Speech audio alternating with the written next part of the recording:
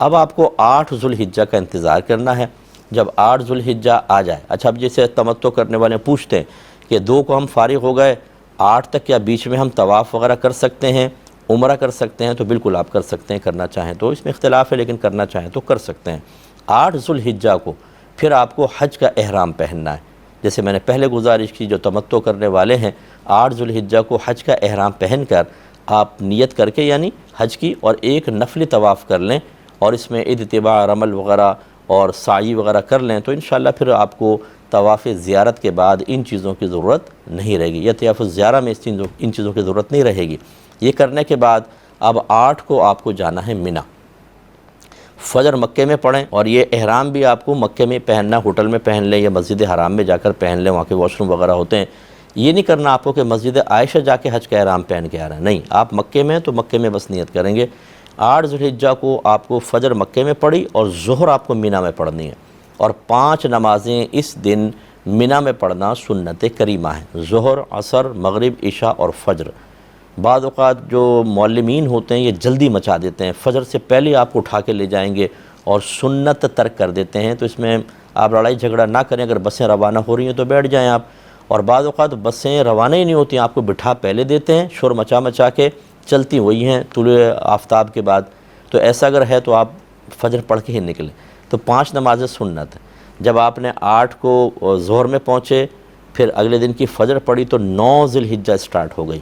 آج آپ کو میدان عرفات میں جانا ہے، آپ یہاں سے جائیں گے زوال کے وقت تک میدان عرفات میں آپ پہنچ جائیں گے۔ اگر وہاں غسل کا موقع ملے بہت اچھی بات ہے، ورنہ وضو کریں اور پھر وہاں نماز وغیرہ ادا کریں۔ ہمارے فقہ حنفی میں ظہر اور عصر میدان عرفات میں اس وقت ملائی جائے گی جب حاکم اسلام وہاں پر موجود ہوگا، لہذا آپ دونوں نمازوں کو اپنے اپنے وقت کے اندر پڑھیں، عافیت اسی میں ہے، ٹھیک ہے، ظہر کے وقت میں ظہر، عصر کے وقت میں عصر، اور کوشش کریں کہ یہ میدان عرفات وہ مقام ہے کہ جو یہاں آ گیا وہ حاجی ہو گیا، اور نبی کریم صلی اللہ علیہ وسلم کی دعا کی برکت سے اس کے تمام وہ گناہ معاف ہو جاتے ہیں جو اس نے اللہ تبارک و تعالیٰ کے حق میں کوتاہی کی ہوتی ہے۔ بندوں کے حقوق یہاں معاف نہیں ہوتے، وہ مزدلفہ میں ہوں گے، اور یہ جو آپ کا کم از کم یہاں وقت جو آپ کو گزارنا واجب ہے وہ زوال سے لے کر غروب آفتاب تک ہے، یہ تو واجب ہے، چنانچہ غروب آفتاب سے پہلے نکل گئے تو آپ پہ دم لازم ہوگا،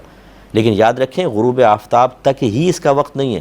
اس کا وقت ہوتا ہے قیام کا اگلے دن کی فجر تک، لہذا بالفرض آپ بیمار ہو گئے، آپ کو ہاسپٹل لے گئے مینا سے، اور پھر آپ غروب آفتاب کے بعد آپ کو میدان عرفات میں پہنچایا، آپ حاجی ہو جائیں گے، ٹھیک ہے، یہ ذہن میں رکھیے گا کہ زوال سے لے کر اگلے دن کی فجر تک اس کا وقت ہے پورا، جس ٹائم بھی آپ وہاں پہنچ گئے حاجی ہو جائیں گے، لیکن کم از کم غروب آفتاب تک تو وہاں پہ آپ کو ٹھہرنا ہے، تو اس لیے وہاں پر آپ ٹائم کو ضائع نہ کریں، نمازیں پڑھیں، ذکر الہی کریں، اجتماعی دعا ہو، انفرادی دعا ہو، وہ دعائیں مانگیں، خوب اپنے گناہوں کی معافی مانگیں، پوری امت کے لیے دعا کریں حتیٰ کہ غروب آفتاب ہو جائے۔ لیکن یہاں پر آپ کو مغرب نہیں پڑھنی ہے، یہاں سے اب آپ جائیں گے، اب یہ 9 کا دن پورا ہو گیا، 10 کی رات کا آغاز ہوا، آپ کو آنا ہے مزدلفہ۔ اب ترتیب یہ ہے کہ پہلے مینا ہے، پھر یہ پورا مزدلفہ ہے، پھر یہ میدان عرفات ہے، پھر آپ یہاں سے آ کے پھر یہ آپ مزدلفہ میں آتے ہیں، اور یہ جو پوری پٹی ہے بہت بڑی ہے، اس میں آپ کو آج کی رات گزارنا سنت ہے۔ بعض علماء کے نزدیک، ہمارے اکابرین کے نزدیک آج کی رات شب قدر سے بھی افضل ہے، اس لیے اگر پاسبل ہو تو پوری رات عبادت اختیار کریں، ذکر الہی کریں دیگر، لیکن لوگ آ کے چادریں اڑ کے سو جاتے ہیں، کوئی بات نہیں، چلو گناہ سے تو بچیں گے، آپ کم از کم تھوڑی دیر عبادت کر کے سونا چاہیں تو سو سکتے ہیں، یہ پوری رات گزارنا سنت ہے۔ اب ہو گئی طلوع فجر، طلوع فجر سے طلوع آفتاب تک یہ جو وقت ہے اس میں ایک لمحہ بھی یہاں ٹھہرنا واجب ہے، یعنی گویا کہ پوری رات تو سنت ہے، اور جو یہاں قیام واجب ہے وہ کب شروع ہوگا؟ جب طلوع فجر ہوگی، طلوع فجر سے طلوع آفتاب کے درمیان تھوڑی دیر بھی آپ ٹھہر گئے تو بس یہ واجب ادا ہو گیا، اور یہیں سے کوشش کریں کہ آپ رمزی کے لیے، شیطان کو مارنے کے لیے کنکریاں جمع کر لیں، تھوڑا سا آپ وزٹ کریں گے تو آپ کو مل جائیں گے بہت ساری کنکریاں، تو پہلے دن صرف 7 مارنی ہوتی ہیں، دوسرے دن 21، تیسرے دن 21، تو یہ آپ اس حساب سے یہ تمام جمع کر لیں، کوشش کریں کہ تھوڑی زیادہ ہی لے لیں، کوئی ضائع بھی ہو جاتی ہے، کسی اور کو ضرورت اس کو بھی آپ دے دیں، اور وہیں کے پانی سے اچھی طرح دھو کے رکھ لیں۔ اب آپ نے جیسے پوری رات گزاری، جیسے ہی طلوع فجر ہو فوراً آپ فجر کی نماز اول وقت پڑھیں اور آپ مینا روانہ ہو جائیں مینا کے لیے، کیونکہ آج آپ کو ایک ہی کام کرنا ہے، وہ ہے شیطان کو کنکری مارنا۔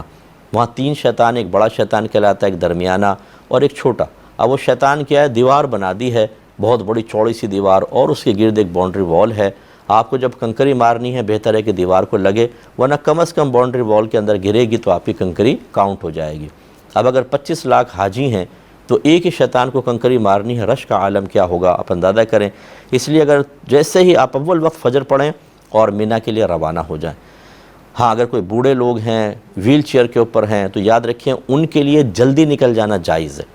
وہ طلوع فجر سے پہلے بھی نکل جائیں، کوئی مسئلہ نہیں، ان پہ دم وغیرہ کوئی لازم نہیں ہوگا۔ لیکن جو صحت مند ہیں انہیں وہی جیسے میں نے کہا طلوع فجر کے بعد ہی نکلیں گے۔ اگر وہ پہلے نکل گئے تو ان کے اوپر دم لازم ہو جائے گا۔ اس لیے چھوٹے بچے، عورتیں، بوڑھے، ضعیف، بیمار یہ طلوع فجر سے پہلے جا سکتے ہیں۔